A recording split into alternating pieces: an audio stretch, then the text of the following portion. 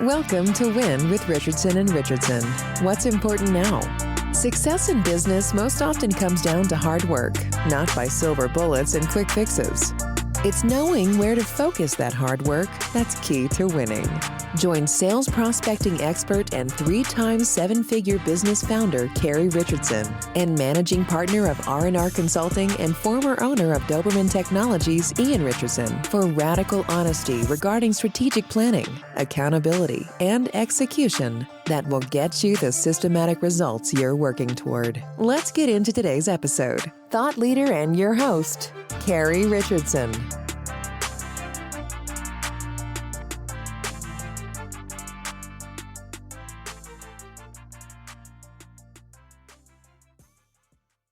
So tell me a little bit about yourself.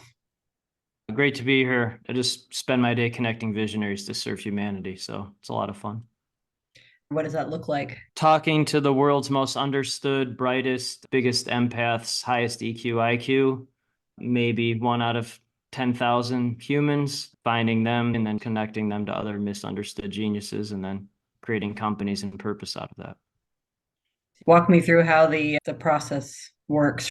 You're strategic and work in the nuts and bolts world. I appreciate that. Okay. I don't care what someone does. I don't care where they live. I don't care how many employees they have. It's totally meaningless to me. Visionaries want to change the world. They live in pure, full abundance, and they look at everything as an investment, not cost. If you want to put a label on them, I would say most of them are founders.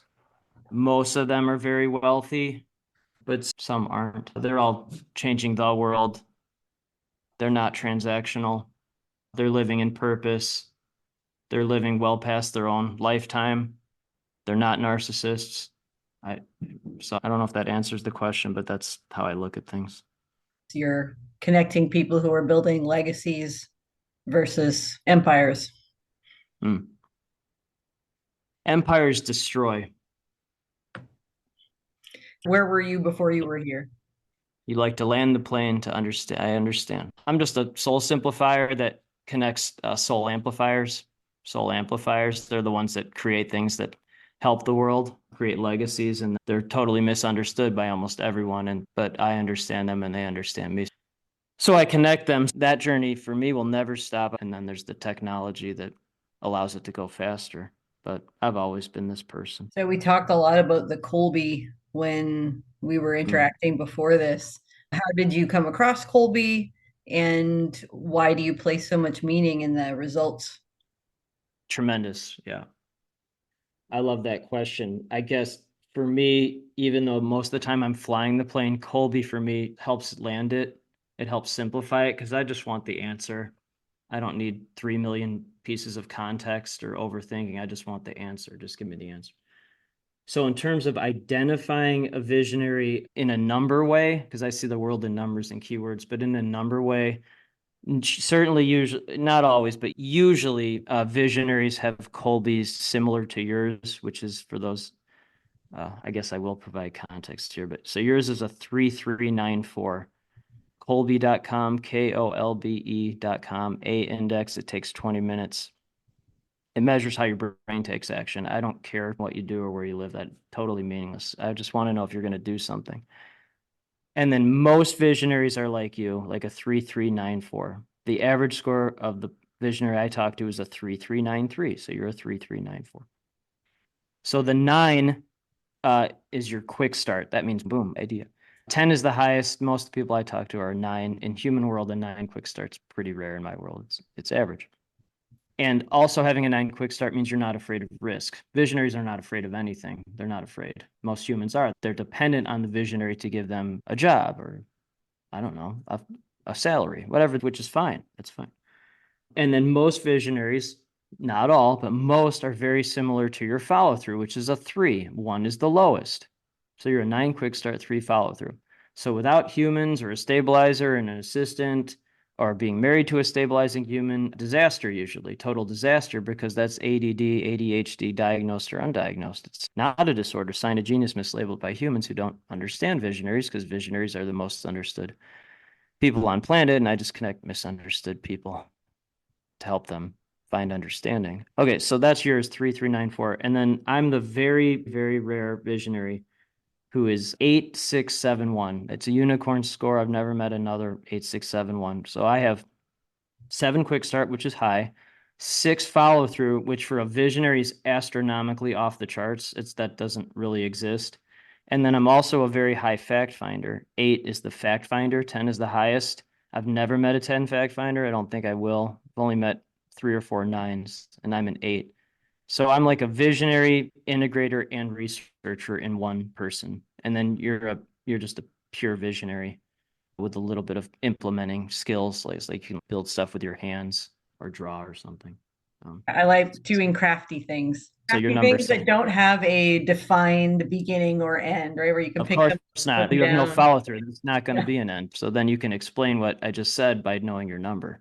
One of the things I went and reviewed my Kolbe because I hadn't looked at it in years. We worked with a consultant that used Kolbe as a personality assessment. Not your personality. It has nothing to do with it.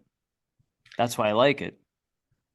Are you saying that your Kolbe score won't change over time? It'll be like that forever? Great question. So that also has nothing to do with Kolbe is how your brain takes action. It has nothing to do with your personality. Kolbe changes 12% of the time. Here's where I see it change. I talk to someone in my world, visionary world. I'll talk to someone and let's say they're a 6 quick start, and they'll be talking like you're talking right now. I'm like, you're not a 6 quick start. You're an 8 or 9, and they retake it, and then they're an 8 or 9. And they're like, how'd you know that? I go, well, because you were surrounded by humans and you thought you had to be this type of person. So you trapped yourself into being a 6 quick start, but you're not, you're a 9. It does change 12% of the time, but 88% of the time it doesn't. People like us usually marry stabilizing humans, and if not, it's Thelma and Louise. Imagine being married to yourself. 2 problems, crash and burn. Visionaries will start the fire in their own building to create the solution to that problem. It's usually people like us. My wife's a pediatrician, and who runs the company, and she runs our company. So usually like a pediatrician, a stabilizer, an engineer, a lawyer, a human. It's a high achieving human, but a stabilizer.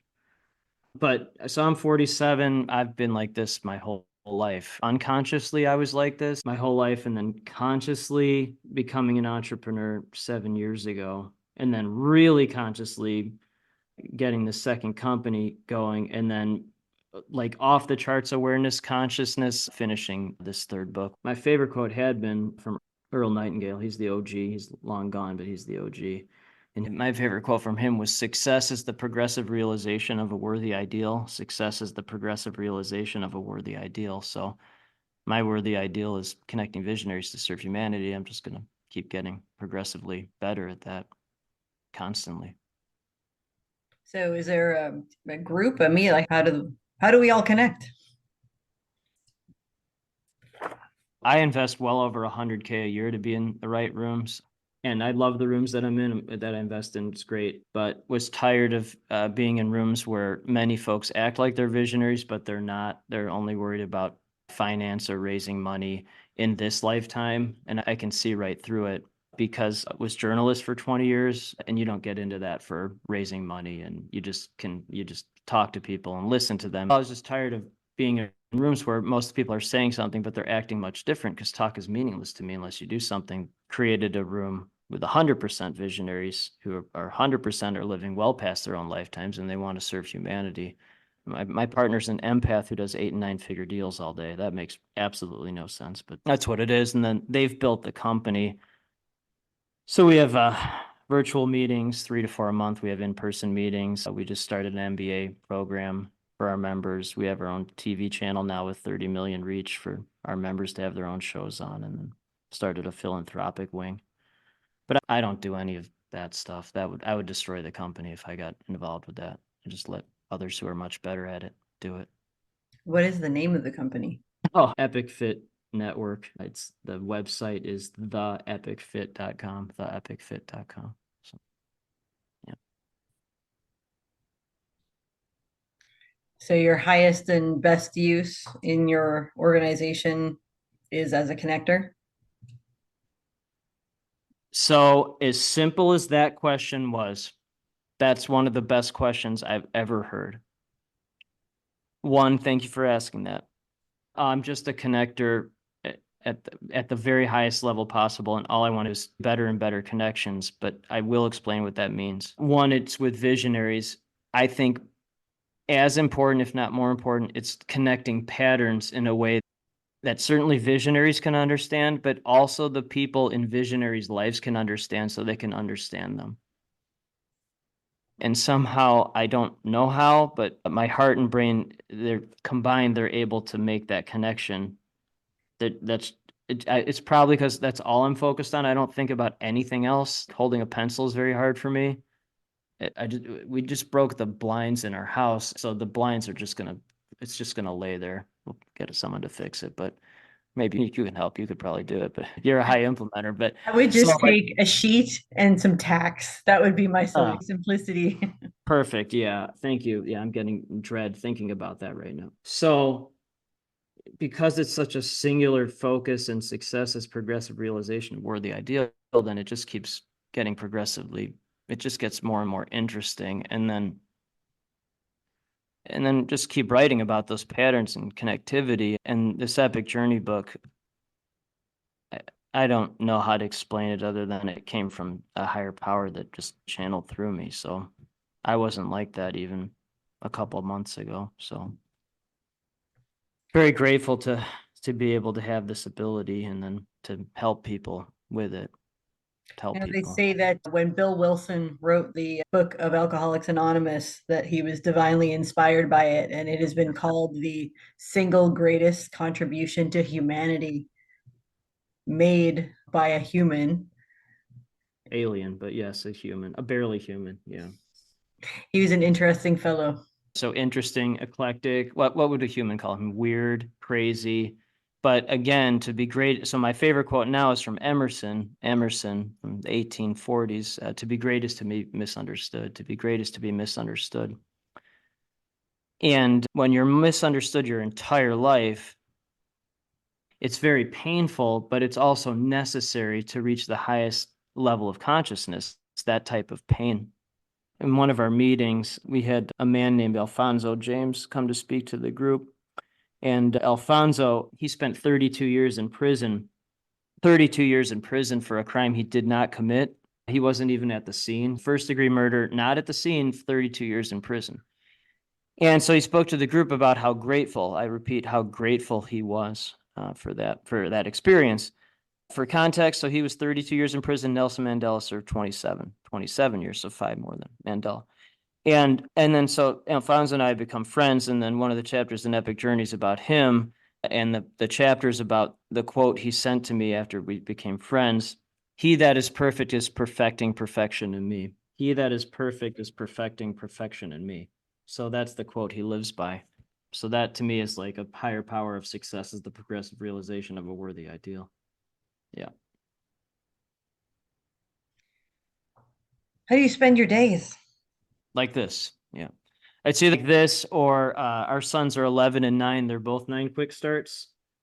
Unemployable, little versions of Earl Nightingale. Our 11-year-old son, Jake, just won his first overall 5K title against 308, mostly adults, and just a very kind, loving child. And then our 9-year-old's a pure little version of Earl Nightingale. We talk about bending time and IQ. He considers life one long great day. Yesterday's before you were born, tomorrow's after you die. So there's no days or weeks and all that, whatever that stuff is, human construct. And then there are 2 ways to have a great day. 1, create more living things. 2, do what you like to do and what you're good at and keep getting better at it. So that was when we were talking like that when he was 8. Now he makes cool drawings about triangle partnerships. I spend a lot of time with them. And then having a heart and brain like this, as you can imagine, can be overwhelming at times. So we play a lot of baseball. We go fishing a lot. We have a lot of free time to diffuse and relax the heart and brain. So is your wife's a pediatrician? What is her Kolbe? She's an 8742. If and when she retakes it, which she probably will, because it changes 12% of the time, and hers definitely has changed because you asked about it. The talk is meaningless without an answer, but she would probably be a 77 5 or 6. Her quick start's gone up to a 5 or 6. It's not a 7, but it's a 5 or 6. And then she's probably a 1 implementer now, dropped. But So are the eights the thing that make you compatible? Or are the differences the things that make you compatible? without speaking for her, I'll answer for how I feel it does. I'll answer it in a non-Kolbe way, other than because I think Kolbe for us is somewhat compatible. Usually people like us have your type of score, and then they'll marry someone like Sarah's score because it's collaborative follow through, which I don't need that. Our scores are fairly similar. And then my quick start has pushed her quick start to go up. Okay. But in Sarah's and my case, I would say Gallup Clifton Strength Finders, it's a better collaborative match, meaning this. So Sarah is harmony, relator, achiever. Harmony, relator, achiever. That's her Okay. Clifton profile? Yes. Harmony, relator, achiever. Okay. So I am 31 out of 34 in harmony. So she is collaborative harmony. I'm somewhat high in relator, but she's collaborative relator. She can talk and harmonize with anyone. As you can imagine, the way I talk and feel and think, it does not create. And then, so I am activator, maximizer, achiever. So Those are your Sarah and I great- are both achiever 3, but she just does it with sunshine and rainbows and kumbaya stuff. I'm an ideation, activator, command. I'm 32 out of 34 in ideation. 95% of the people I talk to are top 5 in ideation and or futuristic. So they're often wherever that world is, which is great, but they have a mix of activator, maximizer, and achiever. So they're often future world, but they'll do something about it now. If you're off in future world and don't do anything to activate it, pointless. I'm a simplifier, and I talk to ADD folks, whether they're diagnosed or undiagnosed, and they're blah, blah, blah, blah, blah, blah, blah, blah, blah, blah, blah, blah, blah, blah, blah, blah, blah. And then I'm like, no, yes, connect. No, yes, connect. No, yes, connect. Yes, connect. And then they amplify however they want to do. I don't care what they do with it as long as they help humanity. Doesn't matter to me. Just help somebody with it. So are you thinking there's a high link between those quick starts and the ADHD diagnosis? No, I don't think that. There's that's well, 8 fact finder kicking in. So when you talk to thousands upon thousands, and then in our room there are only 4 people under a 7 quick start, only 4 members. But no, because high quick start represents not afraid of risk. A true visionary is not really a true visionary, but not a business owner, not a consultant. A true visionary is not afraid of anything. Nothing. Because if you're your own limiter, how can you help? How can you truly help? If you have limits and you're talking about unlocking other people's limits and you have limits, it's hypocrisy. It's complete hypocrisy. And I hear that all the time. I talk to people all the time that talk about this vision stuff and all that. And then they ask, what do you cost or charge? They're their own limiter. How do you moderate a room full of 9s? Best question, second best question. So here's what happens because it's collaborative understanding. Oh, finally, a whole room of people that understand me, not narcissists, not people trying to sell something. Sell, it comes from the word sale, which means dull and dirty, nothing to sell. That's why I'm like, I don't even want to say the name of my company. You had to force that out of me, which I appreciate that. But that's when there's collaborative empathy, finally understanding. And then it's the greatest room of all time. That's what happens because the people finally understand each other. To be great is to be misunderstood. That's why it's the greatest room, because it's the most understanding of the most understood people. Great question. Everyone calms down. Is it based on attraction or promotion? How do you bring more people together? How do they find you? Thank you. Find them.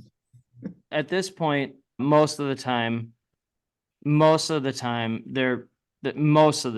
and I know I reached out to you because there was you and Dave's one of our members. He's a 10 quick start. Dave Marcinkowski. Dave, I can't keep up with Dave. No one can keep up. I loved interviewing him. His mind just moves 100 miles a minute. It's his heart. It's his heart that propels his mind. His heart is first. So it's a room full of Daves. He's one of our members. He's a 10 quick start. A 10 quick start is 1 out of 200 humans. In my world, it's like 1 out of 8, 1 out of 9, 1 out of 9. But in that room, people calm down. They slow down. And then to answer your question, now my 6 follow-throughs kicking in. So at first, certainly there had to be promotion and all that kind of stuff, which I understand. I get it. You have to build something. But at this point, what has happened is mostly members are starting to introduce their fellow misunderstood friends, and that it'll scale itself based on that. What I will say, because it's a fair question, is when Epic Journey book comes out, I guess my personal role in its scaling will be that book, because that book is far more important than anything I've personally ever done. It's the most important thing besides having family. But this is not a book. It's just not. And I don't say that lightly, but it's just not. So put everything into it, every bit of my soul and heart into it. Everything. One of the people that facilitates a peer group for technology entrepreneurs mentioned that there are three ways you can interact in a business. You have a calling, a career, or a job. And it sounds like you most definitely have found your calling.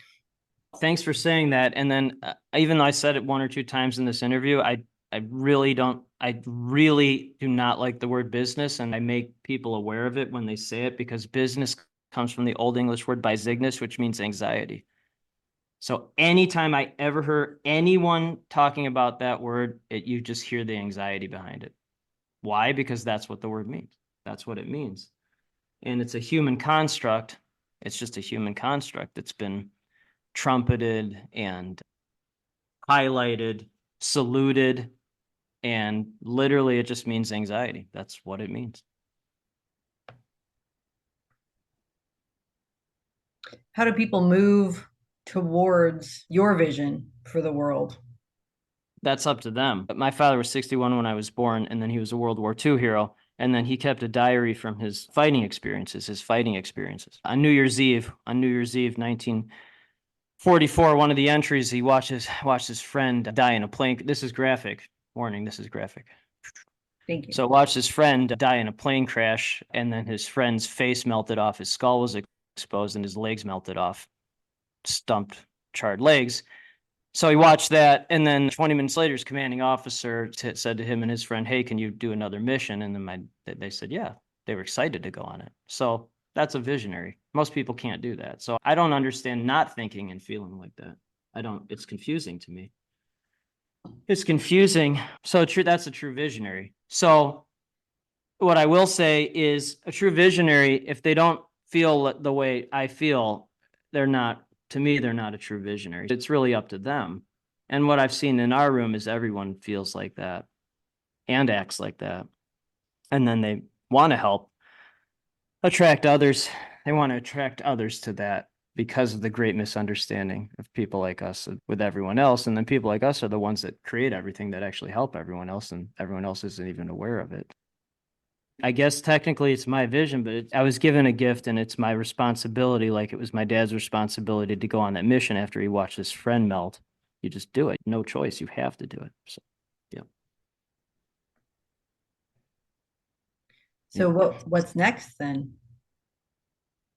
Success is progressive realization of worthy ideals. If my heart and gut tell me to do something, I do it.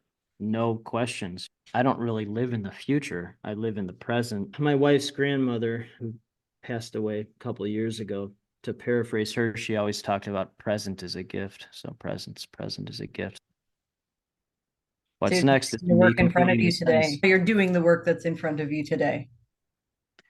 Yes, correct. It's a good question. The next meeting I have is with a great man named Roosevelt Giles. He's in the book too. And so, because you asked it, it makes sense. It's perfect alignment. So his parents were cotton picking sharecroppers in the South. He is now a higher level exec on NASDAQ. He has multiple companies. The first time he and I talked, he was running a marathon.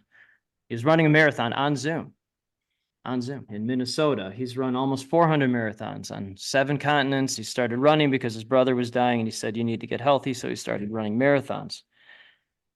And then Roosevelt invited me to ring the NASDAQ bell closing ceremony. And then people kept asking me what an IPO is. And I don't know what an IPO is. I don't care what it is. And they're like, are you doing an IPO? I go, I don't know what you're talking about. I can't be more specific than this, but because I'm like, oh, that's a good idea. I'll just go ring the NASDAQ bell at closing ceremony. I met the person who has agreed to do the forward for my book, which I can't say publicly, but it's a very big deal. So that's just how life is when you don't overthink things. You just take action and you make no excuses ever. Can't really think of any questions to ask you. I'm enjoying hearing how you move through the world. Thank you. The word I hear more than anything is refreshing. That's what I hear. I hear that multiple times a day. I know I've been given a gift. It's a great responsibility. It's been very painful, but it's a responsibility, and it would be a disservice to humanity not to share this gift, as it's a disservice to humanity for any visionary not to share their gifts, or for any human for that matter. But most people make excuses their whole life, and it just ruins everything. It ruins everything because they make excuses and they don't share their gift. So I guess that's what's next for me. I'll keep sharing my gift. So thanks for asking. How do people who are stuck identify their gift? Or is it more of a, if you don't know what your gift is, you don't have one yet? Success is the progressive realization of a word, the ideal. You never stop. My dad was shot down multiple times in combat, many times without a parachute. You get back into a plane. So if you keep getting shot down, you just get back into the next plane. No excuses. And the first chapter of the book is about serendipity. What that means is essentially you do something, and then what you weren't looking for is actually what your gift was. What you weren't looking for, that's when you actually find it. So by looking for something, you actually find out what you were supposed to be looking for. So Keep going looking. back, if you think about your father's calling, what if there hadn't been a war? No, I don't live like, no, wrong question. People ask me all the time, is there anything you would have changed in your life? Nope. My parents met. My dad was hit by a drunk driver in his late 50s. Drunk driver was killed. My dad miraculously survived, broke every bone in his body, not literally, but. And then he woke up, thought he was dead. My mom was an angel. My mom was his night nurse. My mom was 27 when I was born, 61 and 27. Figure it out. So some of it is just purely situational, or the universe pushing you towards your gift. Too much overthinking on that. You just go out and do it and see what happens. Yeah. So with this book, I saw with the book that my dad drew a diary in his diary. He drew a map of three cities in one was London, two Paris, and then three this small town in France called Nancy, France, Nancy. And I saw that and I go, oh, I'm going to Nancy. So I went to Nancy, and then I found the answer to what I was looking for because I saw a map and went for it.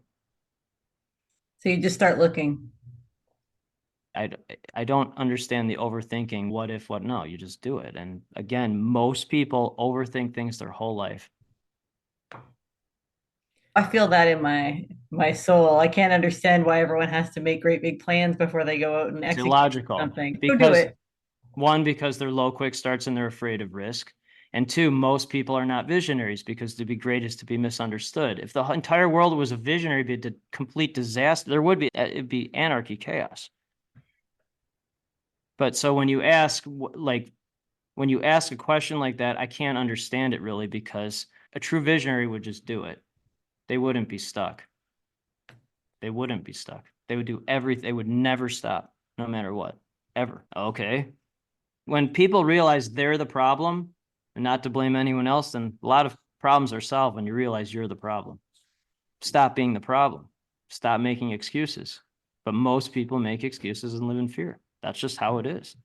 And I don't think about that because if you're your own problem, I can't help you unless you realize it. But a true visionary knows that they're the problem. They'll do whatever they can to fix it. That's why I had to create a room where people will actually fix themselves to fix the world. Pretty simple. Hard to do, but pretty simple. Simple, not easy. But no excuses. You do it no matter what. Would the room be overwhelming for someone that didn't belong in it? Yes, immediately. So what happens when it's someone who's not like this? They hang up. It doesn't happen much anymore. But in some of the other rooms, again, I invest a lot of money. In some of the other rooms I'm in, we'll have breakouts. And let's say there's 4 people and 2 of them are talking like this. The 2 don't think like this. They literally will leave the breakout room. I've seen it happen many times, many times. They can't handle it because these conversations are mirrors into someone's own soul. And if their soul is not evolved enough to handle it, they disappear. They're just not ready for it. Some people can't function without an agenda and a goal in mind. Like it has to end somewhere, it has to start somewhere. So people asking, what's the agenda for this call? I go, what are you even? I know immediately if someone asks that, they're not a visionary. Immediately. Or if someone asks, what do you cost or charge? Not a visionary. No. They're just not. Now, I've always just figured out how to get the things that I needed. What? Of course. Simple, but not easy. Figure it out. I don't have any more questions for you. You ask great ones. If somebody wants to learn more about Epic Fit Network, where do we go? Theepicfit.com. Theepicfit.com. Theepicfit.com. Yep. Thank you. You're welcome. Thank you means acknowledging the other person's humanity. So we learned that in the group from one of our members who bought the second flying car in the United States, and then he taught the group what thank you means. Acknowledging the other person's humanity. Just learned that one. That was a good one. I didn't know that. Of course not. No one knows what they're saying. They don't. They're just saying words and they don't. But it's fun, right? Like business, anxiety. That's what it means. In yoga, we would say namaste. I recognize the teacher in you. You recognize the teacher in me. We both have something to learn from each other always. Ooh, thank you. I just learned that. Thank you. Thank you. Acknowledging my humanity. I appreciate you. Active learner. I don't know what I'm doing with the rest of my day now. Everything I had today seems dumb. It's okay. I don't live in that world anymore. I like your world. It sounds more interesting. It's far more interesting. Yeah. I am off to my my next call, which I don't think is going to be as interesting as this. No chance. 0 chance of that. Not 0, but if my calls are not this interesting, they go horribly wrong at this point. Horribly wrong. But it's very rare that they're not like this anymore. But listen to what you just said. You just said your next call is not going to be like this. They can't all be the same. What would life be like then? They can all be this great. That's my point. They can. Okay. I'm very grateful for your time. If you need anything else from me, please let me know. While time may be a construct for you and I, it is not a construct for the person who I have to meet with in 1 minute. So I will have to go on. I'm going to read your book now. I thought you might have been a crackpot, but now I'm going to go read your book. Yeah, that's because you'll see. You'll see. I don't think you're a crackpot now. But most people do. They don't understand. There's like when I don't understand someone, I try to put aside every bias that I've brought into the conversation and just listen to them as a person and see what our shared experiences are. I don't look for the things that separate me from another person. I look for the things that make me the same as them. God bless you for. I'd rather do this all day than talk about my P&L. I don't know what P&L means and I don't care, but yes, great. Exactly. I love it. Okay. You have to get to your next call. I do. Thank you. You're great. Au revoir. Au revoir. You've been listening to Win with Richardson and Richardson. What's important now? We're so glad you've joined us and know you're one step closer to winning big in your business too. We'd love to connect with you outside of the show. If you have any questions or comments, please reach out to connect@rnr.consulting. Don't forget to rate, review, and subscribe to the podcast so you'll easily know when new episodes are available. Until next time, you can win, and we're here to help.